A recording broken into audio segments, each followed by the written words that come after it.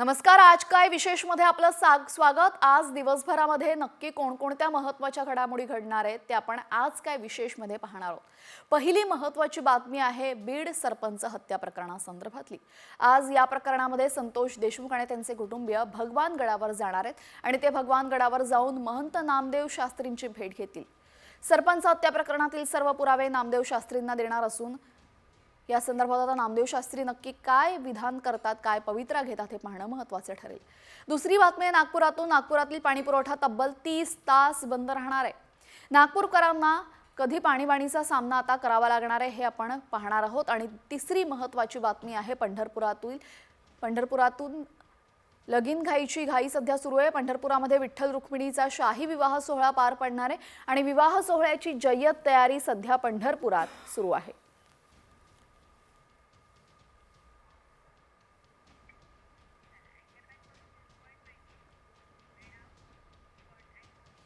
यानंतर आता महत्त्वाच्या राजकीय घडामोडींचा घेऊयात वेगवान आढावा. भगवानगडाचे महंत नामदेव शास्त्रींनी धनंजय मुंडेंना पाठिंबा दर्शवताच हत्येचा साधा निषेधही नोंदवल्यामुळे त्यांच्यावर चौफेर टीका होती. नामदेव शास्त्री या धनंजय मुंडेंची सलाईन दिसली, मात्र संतोष देशमुखांच्या अंगातलं साकळलेलं रक्त दिसलं नाही का, असा तिखट सवाल मनोज जरांगेंनी केलेला आहे.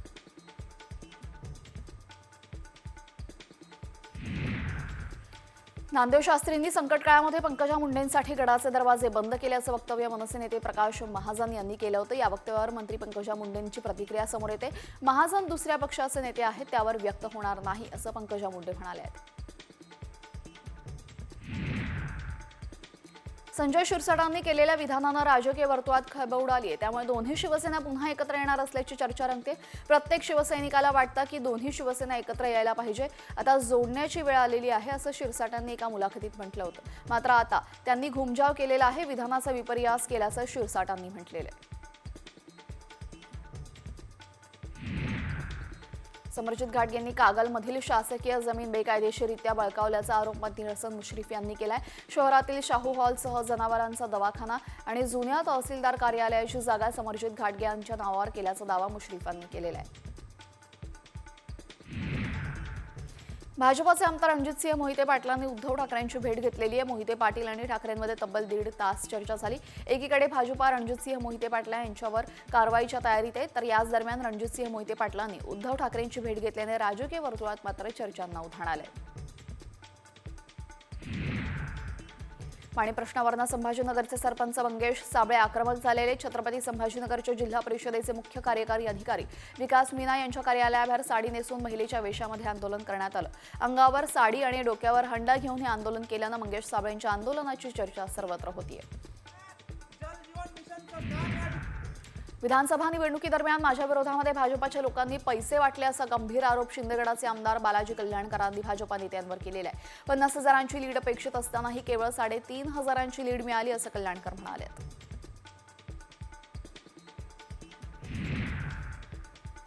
येवला शहर परिसरामध्ये अवैध धंद्यावर आता छगन भुजबळ आक्रमक झालेले.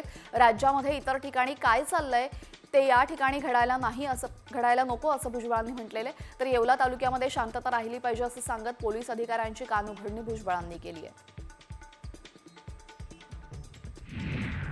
देशभरातही आता लाडकी बहीण योजना सुरू होणार का याची चर्चा सुरू झालेली, कारण लक्ष्मी देवीचं नाव घेत खुद्द पंतप्रधान नरेंद्र मोदींनीच तसे संकेत दिलेत. राज्यातही महायुती सरकार प्रचंड बहुमताने सत्तेवर येण्यासाठी मुख्यमंत्री लाडकी बहीण योजना कारणीभूत ठरली होती. त्यामुळे आता केंद्र सरकारलाही या योजनेनं भुरळ घातल्याचं दिसतंय.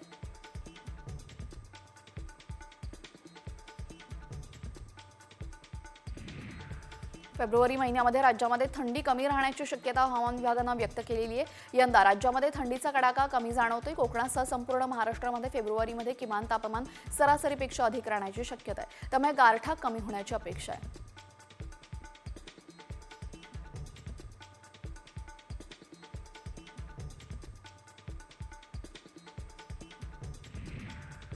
मुंबई पालिकेने शहर आणि पूर्व पश्चिम उपनगरातील नाल्यांमधील गाळ काढण्यास जवळपास 395 कोटी, तर मिठी नदीतील गाळ उपसण्यासाठी 96 कोटींच्या निविदी प्रक्रिया सुरू केलेली आहे. या निविदांना प्रतिसाद मिळण्यासाठी फेब्रुवारीपर्यंत प्रक्रिया पूर्ण करून मार्चपासून नाले सफाईला सुरुवात होण्याची शक्यता आहे.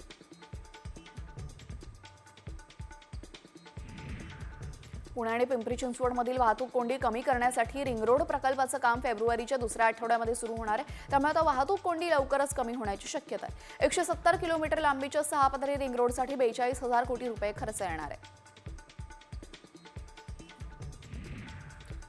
सोलापुरातील शेतकऱ्यांसाठी उजनी धरणातून पाणी सोडण्यात आलेलं आहे. 4 जानेवारीपासून सोडलेलं पाणी आता 8 ते 9 फेब्रुवारीपर्यंत बंद केलं जाणार आहे. त्यानंतर शेतीसाठी आणि उन्हाळ्यामध्ये म्हणजेच मार्च अखेरीस दुसरं आवर्तन सोडण्याचं नियोजन करण्यात आलेलं आहे. शेवटी पावसाळ्यापूर्वी धरणातील पाणीसाठा पाहून गरजेनुसार आणखीन एक आवर्तन सोडलं जाणार आहे. केंद्रीय अर्थमंत्री निर्मला सीतारामन यांनी मांडलेल्या अर्थसंकल्पामध्ये पुणे मेट्रोसाठी 837 कोटी रुपयांची तरतूद जाहीर केलेली आहे. त्यामुळे आता पिंपरी चिंचवड महापालिका ते निगडी आणि स्वारगेट कात्रज या मार्गावर मेट्रो मार्गिकांच्या कामांना वेग येणार असल्याचं स्पष्ट झालंय.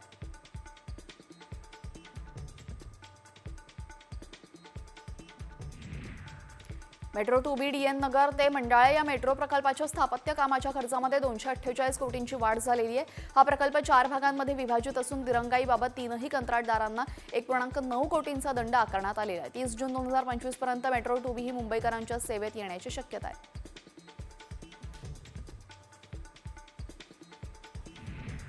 नवी मुंबईमध्ये भारतातील पहिली स्वदेशी रोबोटिक सर्जरी यशस्वीरित्या पार पडलेली आहे. कोकिलाबेन धीरूभाई अंबानी रुग्णालयाने आरोग्य सेवेमध्ये आणखीन एक मानस स्थापित केलेला आहे. या स्वदेशी रोबोटिक सर्जरी प्रणालीद्वारे सर्वात अवघड सर्जरी करणं हे आता सहज शक्य होणार आहे.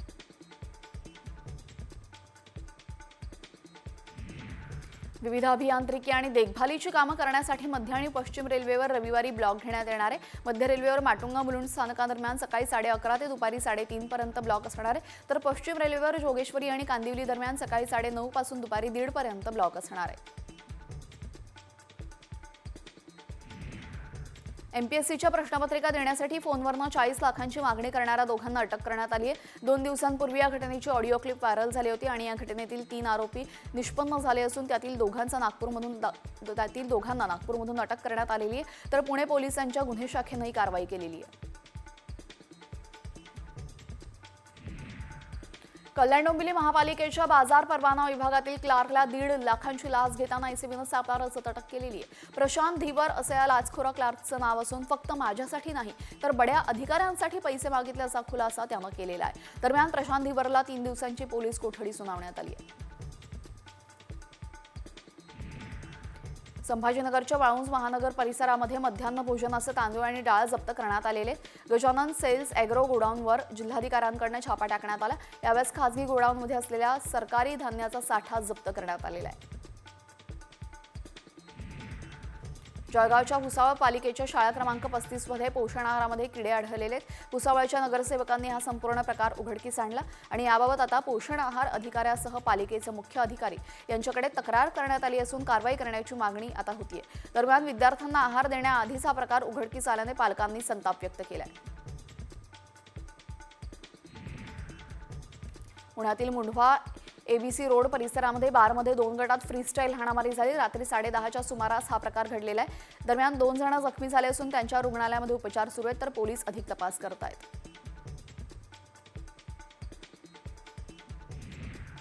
शिवसेना शिंदेगडाचे पालघरचे नेते अशोक धोडींची हत्या भावानेच केली आहे. अविनाश धोडी आणि अशोक धोडी हे दोघेही सख्खे भाऊ आहेत. दरम्यान संपत्तीच्या वादातून या दोघांची हत्या झाल्याची माहिती पोलिसांनी दिलेली आहे. गुजरातमधील रिग्राम मालफियाना इथं एक बंद दगड खाणीमध्ये धोडींचा मृतदेह बाहेर काढण्यात आला होता. दरम्यान भाऊ अविनाश सध्या फरार असून पोलीस त्याचा शोध घेत आहेत.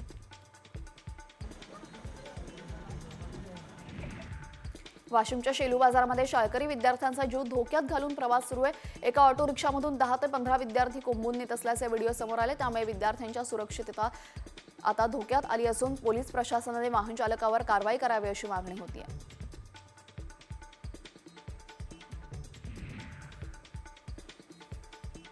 अमेरिकेतील पेन्सिल्व्हियाना राज्यातील फिलाडेल्फिया इथं छोटे वैद्यकीय विमान कोसळलेले. या दुर्घटनेमध्ये 6 जणांचा मृत्यू झाल्याची माहिती समोर येते. AFPच्या माहितीनुसार विमान घनदाट लोकवस्तीमध्ये कोसळल्यामुळे परिसरातील अनेक इमारतींना आग लागलेली. या अपघातामध्ये अनेक घरांचं नुकसानही झालंय.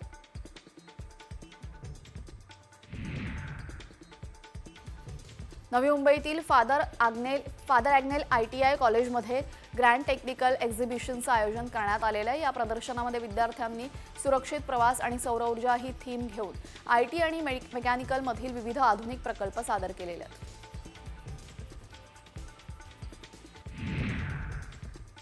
बीड जिल्ह्यामध्ये वाळूची तस्करी करणाऱ्या 51 जणांचे पोलीस अधीक्षक नवनीत कात यांनी हजेरी घेतलेली आहे। अवैध वाळू तस्करी बंद केली नाही तर हद्दपारी आणि मकोकाची कारवाई करण्याचा इशारा त्यांनी दिलाय।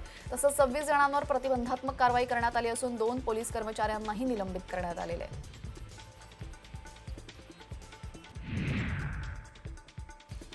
छत्तीसगडमध्ये सुरक्षा जवानांनी मोठी कारवाई केलेली आहे। बिजापूर जिल्ह्यामध्ये सुरक्षा दलांनी 8 नक्षलवाद्यांचा खात्मा केलेला आहे। स्पेशल टास्क फोर्स CRPFच्या संयुक्त ऑपरेशननंतर ही चकमक झाली। यामध्ये नक्षलवाद्यांना कंठस्नान घालण्यात जवानांना यश आलंय।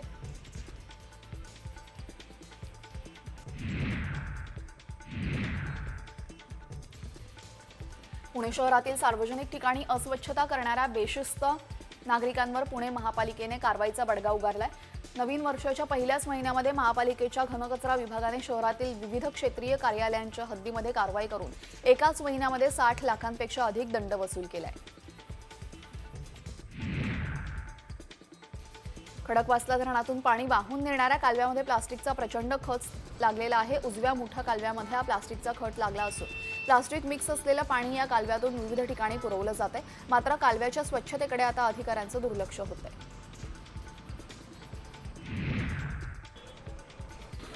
सोलापुरातील शेतकऱ्यांसाठी उजनी धरणातून पाणी सोडण्यात आलेलं आहे। 4 जानेवारीपासून सोडलेलं पाणी आता 8 ते 9 फेब्रुवारीपर्यंत बंद केलं जाणार आहे। त्यानंतर शेतीसाठी ऐन उन्हाळ्यामध्ये म्हणजेच मार्च अखेरीस दुसरं आवर्तन सोडण्याचं नियोजन करण्यात आलेलं आहे। शेवटी पावसाळ्यापूर्वी धरणातील पाणीसाठा पाहून गरजेनुसार आणखीन एक आवर्तन सोडलं जाणार आहे।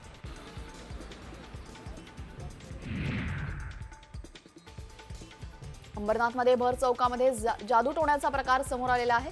अंबरनाथ पूर्वेच्या रोटरी क्लब चौकामध्ये एका झाडाखाली कापलेले लिंबू, कुंकू लावलेलं नारळ ठेवल्याचं समोर आलंय। हे लिंबू आणि नारळ कुणी ठेवलं हे समोर आलेलं नाही। महाराष्ट्रामध्ये जादूटोणा विरोधी कायदा अस्तित्वात असूनही असे प्रकार घडत असल्याने मात्र चिंता व्यक्त होतीये।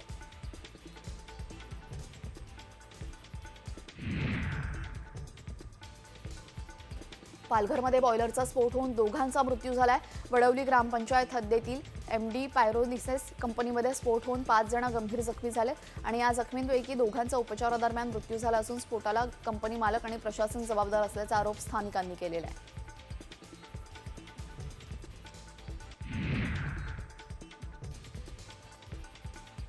इंदापुरात उजनी जलाशयामध्ये अवैध वाळू माफियांच्या 3 बोटी उद्ध्वस्त करत पाण्यामध्ये बुडवून नष्ट करण्यात आलेल्या आहेत। इंदापूरच्या महसूल आणि पोलीस प्रशासनाने संयुक्तरित्या ही कारवाई केलेली आहे। थेट जिलेटिनच्या साहाय्याने स्फोट घडवत 3 बोटी उडवून माफियांनी मोठा दंगा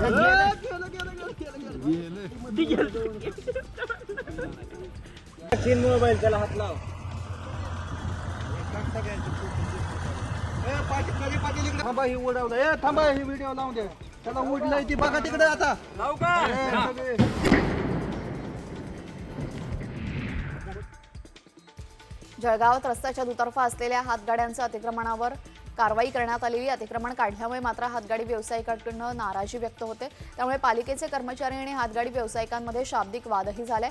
अतिक्रमण काढण्यासाठी संपूर्ण टीम आता रस्त्यावर उतरली आहे। अकोल्यात धुमाकूळ घालणारे बिबट्या अखेर पिंजऱ्यामध्ये कैद झालेल्या अकोला वन विभागाच्या पथकानं रेस्क्यू करत बिबट्याला पिंजऱ्यामध्ये बंद केले। या बिबट्याने बकऱ्या आणि गायीची शिकार केली होती। यानंतर शेतकऱ्यांमध्ये भीतीचं वातावरण निर्माण झालंय।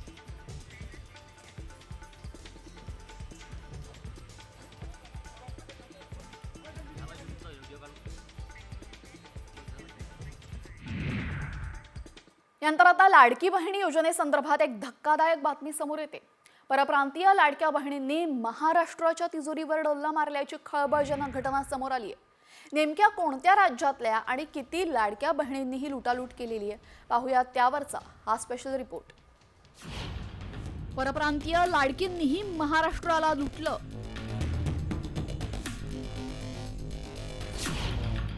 बोगस लॉग इन आयडीचे हजारो अर्ज।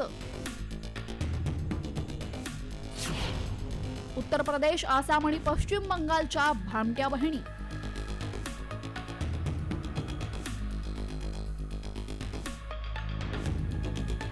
राज्यामध्ये तब्बल 30 लाख लाडक्या बहिणी नियमबाह्य असल्याची चर्चा सुरू असताना आता थेट परप्रांतीय लाडक्या बहिणींनी महाराष्ट्राच्या तिजोरीवर डल्ला मारल्याचं समोर आलंय। या योजनेतील परराज्यातल्या बोगस लाभार्थ्यांचं रॅकेट समोर आलंय। अस्पष्ट कागदपत्र आणि आधार क्रमांकाच्या आधारे फसवणूक करण्याचा या हजारो भामट्या बहिणींचा प्रयत्न होता। या प्रकरणी आता सोलापूर जिल्ह्यातल्या बार्शी शहर पोलीस ठाण्यामध्ये गुन्हा दाखल झालाय। नक्की हे रॅकेट कसं कार्यरत होतं पाहूयात। सांगली आणि लातूर मधल्या अंगणवाडी सेविका दाखवून त्यांनी लॉग इन आयडी बनवले। अंगणवाडी सेविकांच्या बोगस आयडीवरनं 1171 अर्ज भरण्यात आले। आधार कार्डवरचा पत्ता दिसू नये म्हणून अस्पष्ट दिसणारी कॉपी अपलोड केली। एकही मुस्लिम महिला नसणाऱ्या गावातील मुस्लिम महिला लाभार्थी दाखवल्यानं भांडाफोड झालाय। आधार क्रमांकाशी लिंक खातं उत्तर प्रदेश, आसाम आणि पश्चिम बंगाल यासोबतच राजस्थान मधल्या व्यक्तीचं निघालंय।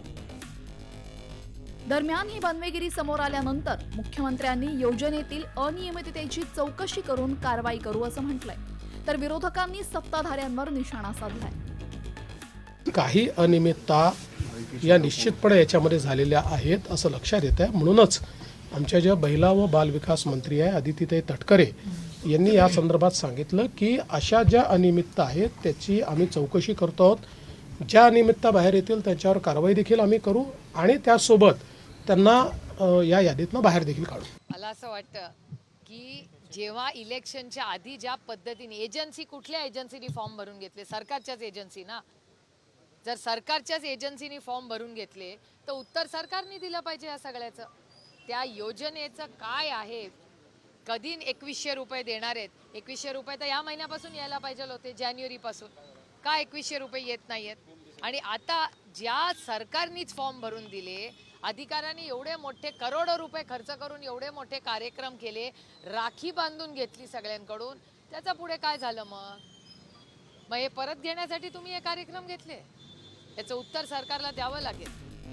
आता अशा परप्रांतीय भामट्या बहिणींकडनं वसुली करण्यात येईल असं सोलापूरचे पालकमंत्री जयकुमार गोरे यांनी म्हटलंय। मोठा आर्थिक भार असलेल्या लाडकी बहीण योजनेचे तब्बल 2,34,00,000 लाभार्थी आहेत। आतापर्यंत 7 हप्ते लाडकीला मिळालेत। भविष्यात योजनेमध्ये फक्त अपेक्षित गरजू लाभार्थीच राहतील आणि बाकी श्रीमंत आणि बोगस अर्ज निकाली निघतील अशी आशा करूया। ब्युरो रिपोर्ट, साम टीव्ही। यानंतर आता राज्यातल्या 36 जिल्ह्यांमधल्या महत्त्वाच्या बातम्यांचा घेऊयात वेगवान आढावा। वाशिम जिल्ह्यातील महावितरणाच्या कंत्राटी विद्युत मीटर कामगारांनी 1 फेब्रुवारीपासून बेमुदत कामबंद आंदोलन सुरू केलेले। कंत्राटी विद्युत मीटर कामगारांना वयाच्या सेवानिवृत्ती वर्षापर्यंत शाश्वत रोजगार देण्यात यावा अशी विविध मागण्यांसाठी 1 बेमुदत कामबंद आंदोलन सुरू करण्यात आले।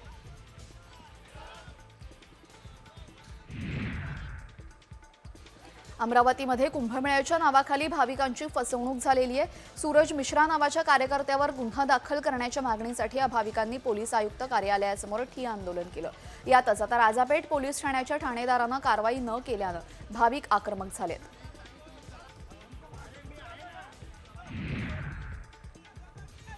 अमरावती जिल्हाधिकारी कार्यालयावर विद्युत मीटर रीडिंग संघटनेनं धरणे आंदोलन केलेले। प्रीपेड मीटर लागत असल्याने कंत्राटी कर्मचाऱ्यांवर उपासमारीची वेळ आलेली आहे। त्यामुळे आता कामगारांना शाश्वत रोजगारासह इतर विविध मागण्यांसाठी 1 दिवसीय धरणे आंदोलन केलेले आहे।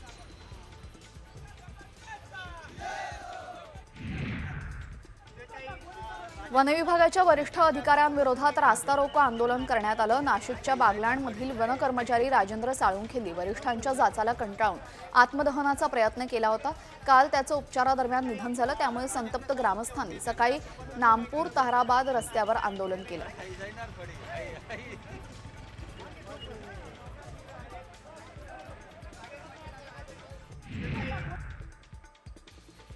समृद्धी महामार्गावर अपघातामध्ये 3 जण ठार झाल्याची घटना शनिवारी सकाळी घडली। इनोव्हा कार नागपूरकडनं मुंबईकडे भरधाव वेगानं जात होती। यावेळेस समृद्धी महामार्गावरील मुंबईकडे जात असणाऱ्या कंटेनरला इनोव्हा कारनं जोरदार धडक दिली। त्यामध्ये आता कारमधील चालकासह 3घांचा जागीच मृत्यू झाला।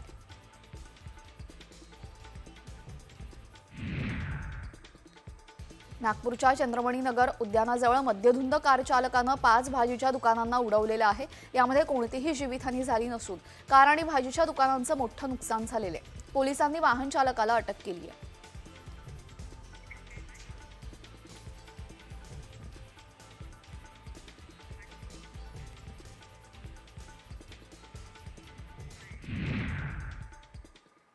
प्रसिद्ध गायक उदित नारायण यांचा एक व्हिडिओ आता व्हायरल होत असून या व्हिडिओमुळे त्यांच्यावर टीकेची झोड उठलेली आहे। एका कॉन्सर्टमध्ये एक मुलगी उदित नारायण यांच्याबरोबर सेल्फी घेण्यासाठी आली असता उदित नारायण यांनी त्या मुलीच्या ओठांवर चुंबन घेतलंय। त्यामुळे या व्हिडिओमुळे आता उदित नारायण यांच्यावर मोठ्या प्रमाणात टीका होतीये।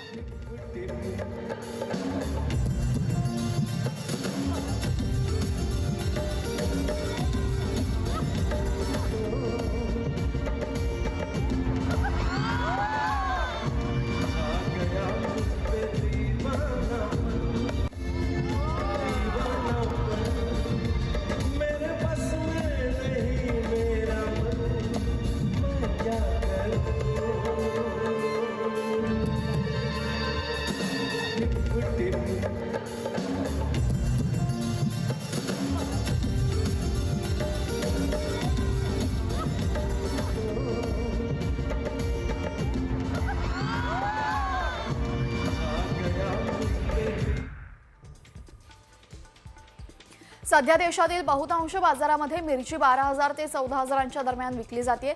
मिरचीचे भाव पडल्याने शेतकरी मात्र अडचणीत आले। दरावरील दबाव कायम राहिला असा अंदाज बाजारातील अभ्यासकांनी व्यक्त केलेला आहे।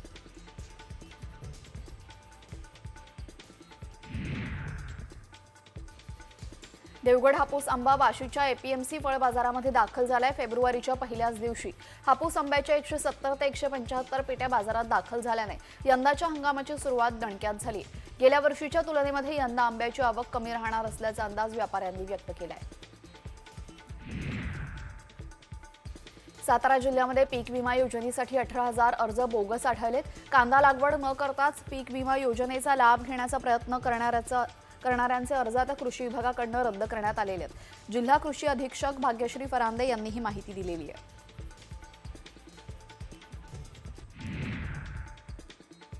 नाशिकच्या येवला तालुक्यातील मुखेड येथील शेतकऱ्यांच्या संपूर्ण कांदा पिकाचं नुकसान झालेलं आहे। अनु प्रोडक्ट लिमिटेड कंपनीच्या निराला तणनाशकाची फवारणी केली असता 15,000 हेक्टरवरील कांदा पिकाचं 100% नुकसान झालेलं आहे। त्यामुळे आता पंचनामे करून कंपनीने नुकसान भरपाई द्यावी अशी मागणी शेतकऱ्यांनी केलेली आहे। दुग्ध व्यवसाय आणि मत्स्योद्योगासाठी अर्थसंकल्पामध्ये महत्त्वाची घोषणा करण्यात आलेली आहे। आता दुग्ध व्यवसायामध्ये आणि मत्स्यपालनासाठी 5 लाखांपर्यंत कर्ज उपलब्ध करून दिलं जाणार आहे।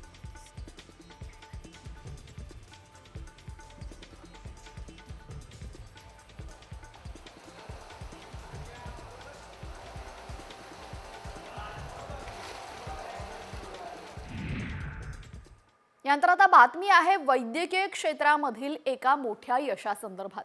कारण की आता डुकराची किडनी माणसालाही बसवता येणार आहे। बसला ना धक्का? होय, हेच खरंय। याचा एक महिलेवर यशस्वी असा प्रयोग करण्यात आला असून हा प्रयोग यशस्वी झालेला आहे। पाहूयात हा प्रयोग नक्की काय होता यावरचा हा स्पेशल रिपोर्ट। डुकराच्या किडनीवर जगणारी सुपरवुमन। मानवी शरीरात डुकराच्या किडनीचं प्रत्यारोपण। वैद्यकीय क्षेत्रातला क्रांतिकारी चमत्कार। अनेक अशक्य अशा गोष्टी वैद्यकीय क्षेत्रातील तज्ञांनी अथक आणि निरंतर प्रयत्नांनी साध्य करून दाखवल्या। त्यातच आता अवयव प्रत्यारोपण अर्थात ऑर्गन ट्रान्सप्लांट क्षेत्रामध्ये अभूतपूर्व अशी क्रांती झाली आहे। रुग्णाचा एखादा अवयव निकामी झाल्यास त्याला दुसऱ्या मानवी अवयवाचं प्रत्यारोपण करून जीवनदान दिलं जातं। मात्र या पुढे एक पाऊल जात आता चक्क प्राण्यांच्या अवयवाचं प्रत्यारोपण करून एक महिला 2 महिने जिवंत आहे। अमेरिकेतील अल्बामा या शहरातील टोवाना लुनी नामक महिलेची किडनी निकामी झाली।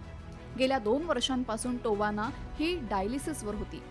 तिला चक्क डुकराची किडनी बसवण्यात आली आहे। दरम्यान अशा पद्धतीने प्राण्याच्या अवयवावर जीवनदान मिळालेली टोवाना लुनी ही 5वी व्यक्ती आहे। मात्र टोवाना संदर्भात आश्चर्यकारक गोष्ट म्हणजे प्राण्याच्या किडनीवर सर्वाधिक काळ जिवंत राहणारी ती व्यक्ती ठरली। डुकराच्या किडनी प्रत्यारोपणानंतर ती चक्क 61 दिवस जिवंत आहे।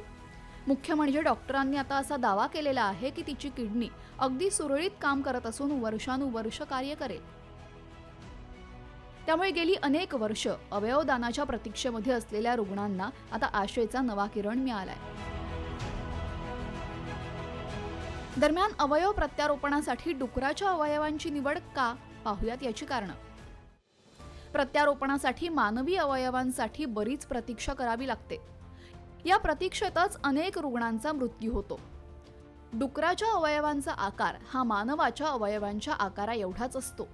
दरम्यान डुकरांमध्ये जेनेटिक मॉडिफिकेशन म्हणजेच अनुवांशिक बदल शक्य आहेत. प्रत्यारोपणासाठी अभ्यासक डुकरांमध्ये काही आवश्यक अनुवांशिक बदल करतात आणि त्यामुळे प्रत्यारोपणात डुकराचे अवयव अधिक चांगले जुळतात. त्यामुळे आता असे काही अनुवांशिक बदल करून प्राण्याचे अवयव मानवाच्या प्रत्यारोपणासाठी वापरले जात आहेत. टोवाना लुनी हिने डुकराच्या किडनीवर 61 दिवस जिवंत राहत एक मोठा विक्रम केलेला आहे आणि अनेक रुग्णांच्या आयुष्यात आशेचा किरण आणलेला आहे. ब्युरो रिपोर्ट, साम टीव्ही.